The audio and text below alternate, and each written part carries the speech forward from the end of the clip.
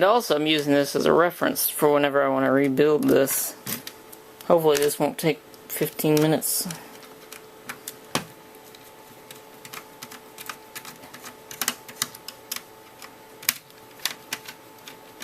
I'm thinking about just leaving the hood on like this and just painting everything, maybe taking the buttons out. That way I don't have to deal with the opening mechanisms and whatnot. That would be easier because nobody ever opens a Dreamcast display with the paint on.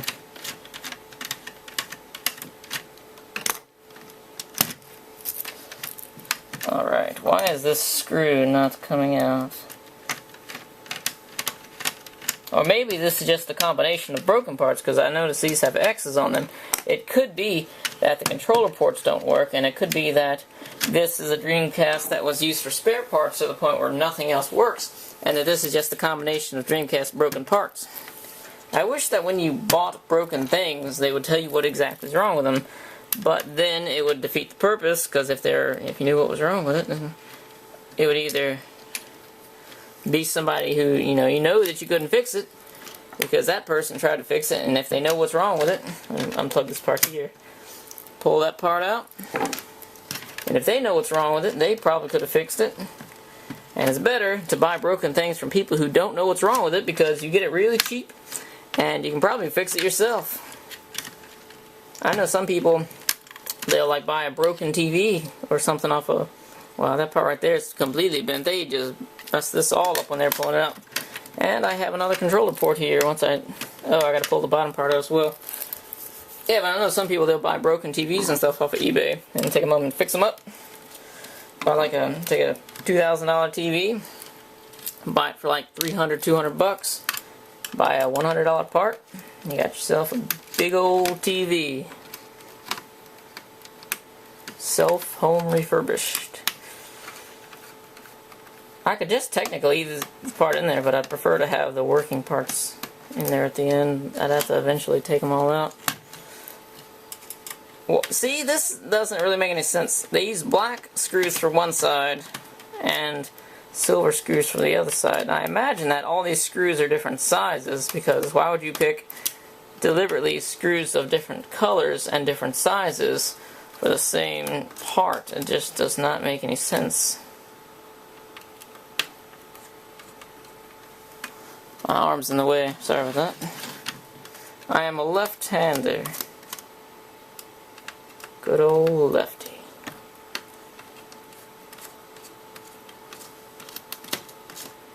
Alright, let's see if I can get this out of here. Alright. And one screw is... No, that's this part back here. Come on. Shit. It's gotta be something that... Oh, it's that serial port back here. It's sticking. I think. Yeah, that's out. Yeah, it's a serial port back here that's sticking. I don't know what the fuck that goes to, but...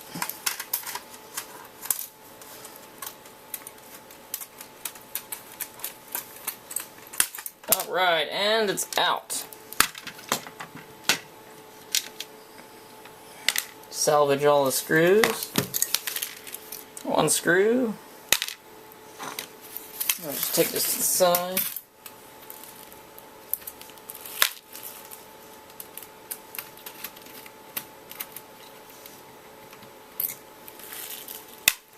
These screws aren't labeled, but I've got most of the screws I need labeled.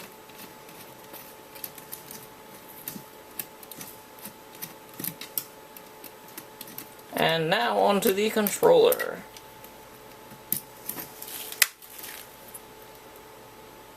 Oh shit, I got two other screws on here I gotta take out.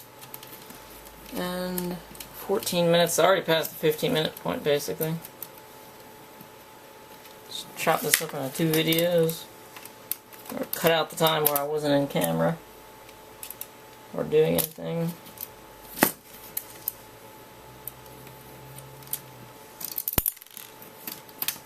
Good thing the Dreamcasts are all alike. I remember I took apart a bunch of PS2s and they were all different. That's the insides of the Dreamcast right in there. I guess I just trashed that or something. And now for the controller. So I'm going to be painting the controller too.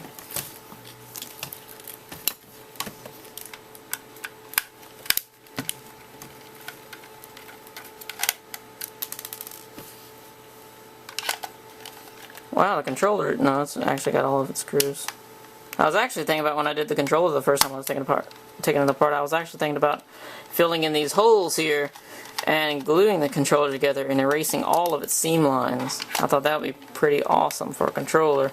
No seam lines on a controller, you don't have that line right there, you play for like 30 hours and you get all this like dead skin in there. I hate going to somebody else's house and playing with their controller and my thumb accidentally slips into that part and my fingernail digs at all their old dead skin. That's nasty.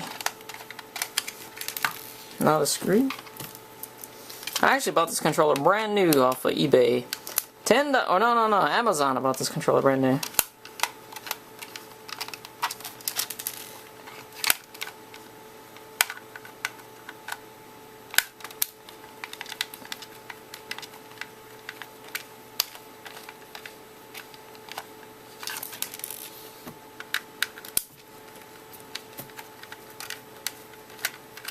And the final screw is free.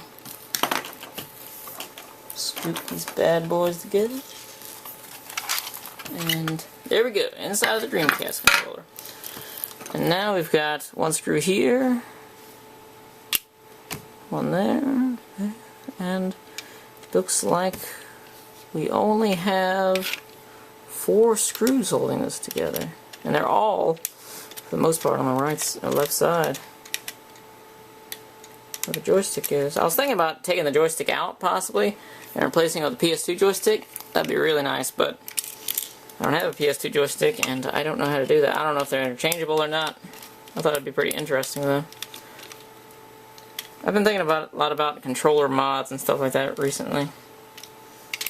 Like, what if I were to take the Nintendo controller, that one Nintendo controller they got out for the Wii, and replacing the inside parts with the PS2 controller. That way it'll feel better and work better. The buttons will press better. I got this part out here, and I just lost the screw, but I found it again. And, shit, technically I lost, never mind, here's the other screw. Alright, take the guts out, and this I need the buttons for, because I am painting the buttons, all of them. I need the start button. Alright, I got the screw and A, B, Y, X, paw of D-pad, and where's that start button? Right there. Alright, now the tricky part is to get this part out. And I know how it works. Gotta push this tab here. I actually bent my fingernail back really bad last time I did this on my other controller.